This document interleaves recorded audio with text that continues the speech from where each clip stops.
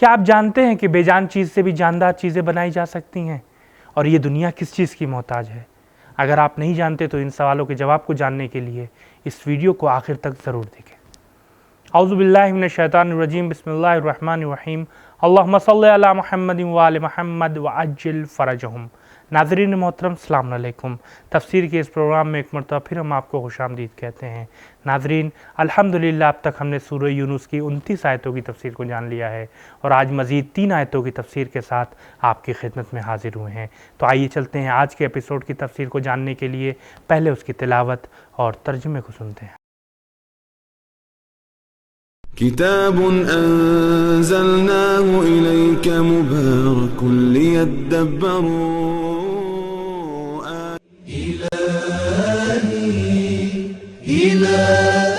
بسم الله الرحمن الرحيم هنالك تبلو كل نفس ما أسلفت وردوا إلى الله مولاهم الحق وضل عنهم ما كانوا يفترون۔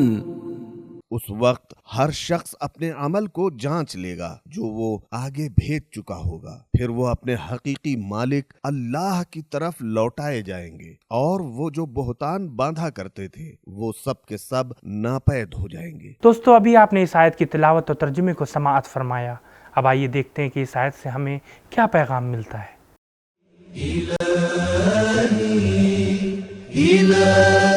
ایک، قیامت کے دن ہر شخص اپنے اعمال کا نتیجہ پائے گا۔ دو، قیامت کے دن تمام انسانوں سے حساب لیا جائے گا۔ تین، سرچشمہ حیات ذات خداوندی ہے اور انتہا بھی اسی کے حضور ہوگی۔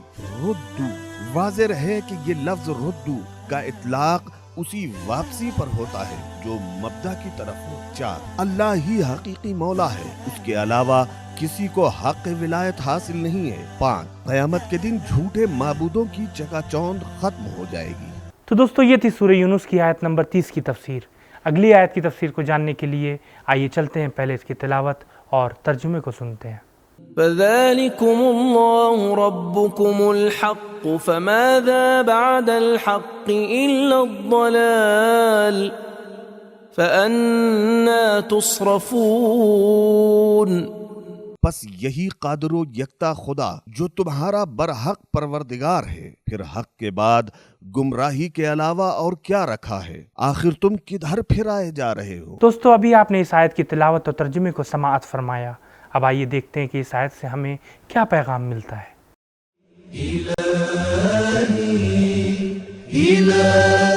آیت سابق میں بیان ہوا ہے کہ اللہ ہی حاکم، خالق و رازق اور مدبر کائنات ہے۔ ایسے خدا کی موجودگی میں کسی دوسرے پروردگار کی گنجائش ہی نہیں ہے۔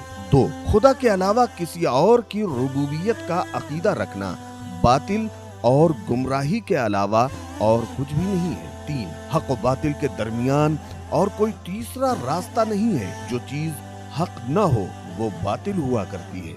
غیر جانداری کا نظریہ سراسر غلط ہے۔ چار، انسان فطری طور پر حق کا طلبگار ہے، لیکن شیاطین، اوہام اور دوسرے عوامل اسے انحرافی راستوں پر لے جاتے ہیں۔ الحمدللہ، اب تک ہم نے 2 آیتوں کی تفسیر کو جان لیا ہے، اور آج کے اس ایپیسوڈ کی آخری آیت کی تفسیر کو جاننے کے لیے آئیے چلتے ہیں پہلے اس کی تلاوت اور ترجمے کو سنتے ہیں۔ قل من يرزقكم من السماء والأرض أم من يملك السمع والأبصار ومن يخرج الحي من الميت ويخرج الميت من الحي ومن يدبر الأمر فسيقولون الله فقل أفلا تتقون۔ آپ کہہ دیں کہ وہ کون ہے جو تمہیں آسمان و زمین سے رزق دیتا ہے؟ سماعت و بصارت کا مالک کون ہے؟ اور وہ کون ہے جو زندہ کو مردہ سے پیدا کرتا ہے اور مردہ کو زندہ سے باہر لاتا ہے؟ اور وہ کون ہے جو امور عالم کی تدبیر کرتا ہے؟ جواب میں وہ کہیں گے کہ وہ اللہ ہے۔ پس آپ کہہ دیں کہ کیا تم غیر اللہ کی عبادت کے برے انجام سے نہیں ڈرتے؟ ترجمے کے بعد اب آئیے اس آیت کے اہم نکات پر گفتگو کرتے ہیں۔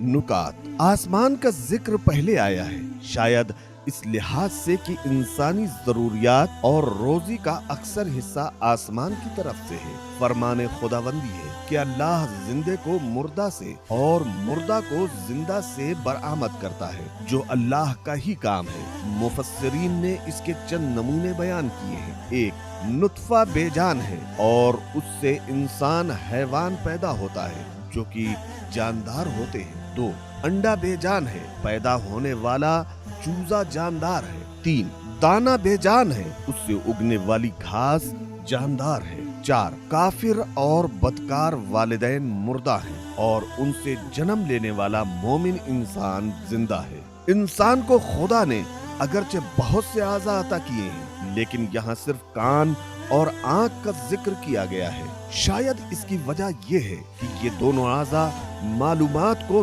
ذہن تک پہنچانے میں انتہائی اہم ہیں۔ ناظرین، آپ نے ترجمے اور نکات کو سماعت فرمایا۔ اب آئیے دیکھتے ہیں کہ اس آیت میں ہمارے لیے کیا پیغام بیان ہوئے ہیں۔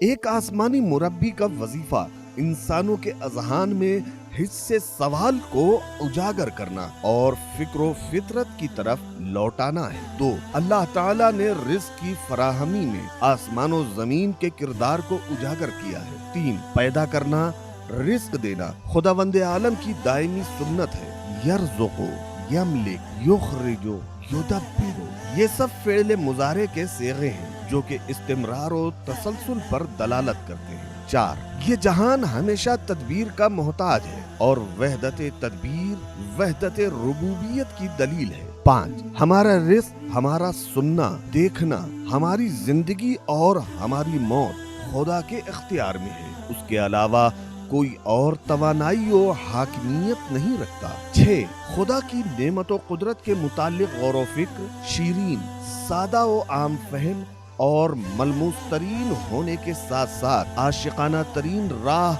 خدا شناسی ہے۔ سات، مشرکین بھی اپنے دلوں میں اللہ کو ہی خالق سمجھتے تھے۔ آٹھ، صرف عقیدہ کافی نہیں ہے، عمل بھی ضروری ہے۔ نو، علم و معرفت سے تقوی کی زمین ہموار ہوتی ہے۔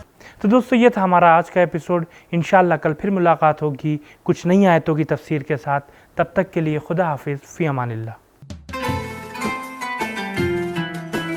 سبیل قرآن، قرآنی سماج کی پہچان۔